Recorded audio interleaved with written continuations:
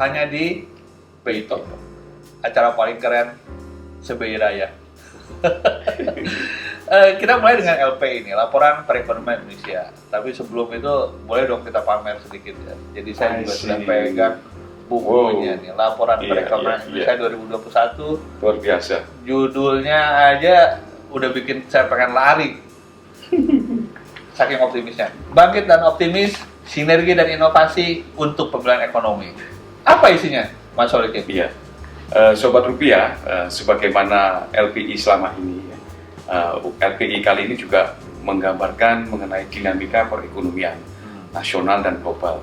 Apa saja tantangan yang kita hadapi, kemudian risiko-risiko apa, termasuk lesson learned apa, kemudian kebijakan apa yang dikeluarkan oleh Bank Indonesia, bekerja sama atau bersinergi dengan pemerintah dan otoritas terkait, dan juga kemudian kita bicara bagaimana prospek ekonomi ke depan. Jadi isinya sangat lengkap, ini dinamikanya. Kalau di dalam nanti Sobat Rupiah bisa melihat di dalam narasi di dalam laporan ini ada berbagai macam isu-isu juga disampaikan, termasuk tidak hanya masalah data informasi tapi juga didukung oleh hasil riset. Ya, jadi ini menggambarkan bahwasanya di dalam LPI kali ini sangat lengkap mengenai dinamika perekonomian 2021 dan prospek ke depan. Dan ini yang menarik Mas Erwin dan Sobat Rupiah, ini memang temanya tadi sebagaimana kita sampaikan tadi ya. Kita dalam kondisi yang susah seperti tertantang seperti ini, kita harus tetap bangkit dan optimis. Apa pelajaran terpenting yang bisa kita tarik di 2021 yang ada di buku ini? Pelajaran terpenting adalah, pertama adalah bagaimana perekonomian Indonesia ini tidak bisa dilepaskan dari pengaruh perekonomian global. Ya, kalau kita sebagai lihat small open economy. Betul. Sehingga apakah dengan demikian pelajaran penting juga perumusan kebijakannya pun menjadi berbeda dibanding betul. Jadi kalau dulu ya biasanya tantangan ekonomi itu berasal dari sisi permintaan ya. Bagaimana kondisi global itu mempengaruhi resesi atau krisis ekonomi. Tapi sekarang ini yang utama adalah dari sisi kesehatan dengan munculnya istilahnya pandemi COVID itu yang membuat menghantam sisi penawaran. Jadi istilahnya mobilitas berkurang, turun drastis, produksi berkurang, produksi jatuh, ya, sehingga juga banyak pengangguran, orang juga bekerja juga susah. Artinya lebih kompleks. Lebih kompleks. Jadi istilahnya membuat yang bermula dari sisi penawaran tadi ya, dari sisi produksi, kemudian ini bisa menghantam pada sisi permintaan karena orang banyak yang nganggur. Jadi pada saat tadi BI menggunakan jamu pahit, bukan berarti kemudian pengetatan juga dong. Oh enggak. Itu lebih kepada normalisasi. Itu persisnya apa? Nah gini Mas, 2 tahun terakhir teman-teman ya, Sobat Rupiah, 2 tahun terakhir ini kan kita memang ekonomi ini kan memang kita dalam speed untuk mendorong pemulihan. Ya, dengan berbagai cara. Dengan berbagai cara ya, termasuk dari sisi moneter ya, memberikan pelonggaran likuiditas, penurunan suku bunga. Nah, pada masanya itu tahun 2022 hal itu akan dinormalkan gitu. Itu yang disebut dengan normalisasi. Dinormalkan. Itu dimulai di 2022 ya. Karena memang kalau kita bicara pada saat di Amerika atau negara maju itu melakukan normalisasi kebijakan, misalkan dia ngerem ya, namanya taper tantrum maupun juga mau meningkatkan suku bunga the Fed-nya gitu. Maka di situ kita juga harus melakukan sudah saatnya memang kita untuk juga melihat bagaimana respon kita. Tapi tadi itu kelihatannya key message-nya berarti Mas Sol. Saya ulangi kata-katanya Mas Sol.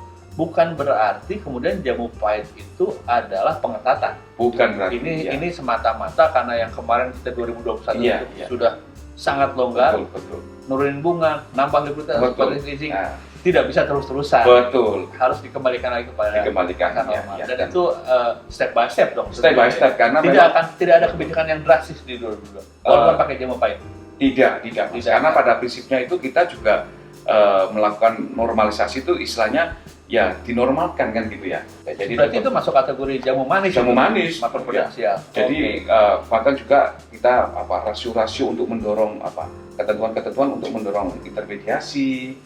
Itu kita teruskan. Termasuk kredit untuk UMKM. Betul, kredit untuk UMKM, mendorong inklusivitas. juga dari Inklusivitas. sisi payment sistem pembayaran ya. Payment system juga jauh Ya mana? sama, kita terus mendorong karena kita mempercepat digitalisasi, ya kan, target-target untuk pencapaian KRIS ya, QR Indonesia Standar, juga berbagai instrumen-instrumen untuk mendorong ekonomi dan keuangan digital, Mas. Termasuk yang kemarin ada BIFAS itu ya, Termasuk BIFAS itu, Face Payment ya. Face payment. Mau Jadi- nambahin nih Mas Elvi. Iya, iya, gimana Mas Arif? Gimana Mas Arif? Menarik nih. Kalau Mas Arif udah masuk nih, Kita harus adem gitu, kita rasa adem gitu. Begitu Ya, ngomong Mas Arif. berjamaah gitu Ah. dan sinergi gitu ya. Ini kelihatan sekali gimana perannya ekonomi syariah. nah gitu ya. ini Kaitannya- bagian dari sinergi tadi itu Betul, ya. Oke. karena kita kalau umpamanya tadi pahit, manis, jamu, kalau saya lebih senang rem sama gas lah ya.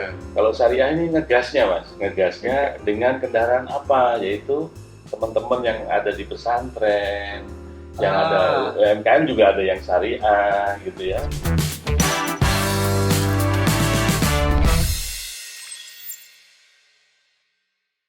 Melalui LPI ini terus berkomitmen bukan saja soal mengenai transparansi dan akuntabilitas, tapi komitmen dengan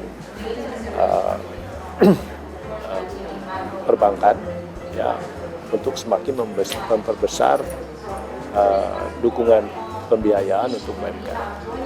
Nah ini saya kira akan punya dampak besar bagi pemulihan ekonomi karena 99,9% kan pelaku usaha di Indonesia adalah UMKM, penyerapannya 97%. Nah, ini penting kita untuk terus meningkatkan kualitas lapangan kerja kita. Karena sekarang ini kan 97% diserap lapangan kerja itu oleh UMKM. Nah kalau ini semua sekarang ini masih mikro, ini kan kita menjadi tantangan bagi kita untuk semakin mendorong mikro ini berkembang supaya lapangan kerja kita juga semakin berkualitas. Buku LPI ini kan diharapkan selain menjelaskan juga memberi arah. Oke. Ya, kalau bayangkan kalau memberi itu diterbitkan di tengah tahun, Buat apa gitu? untuk apa arah sisanya gitu loh.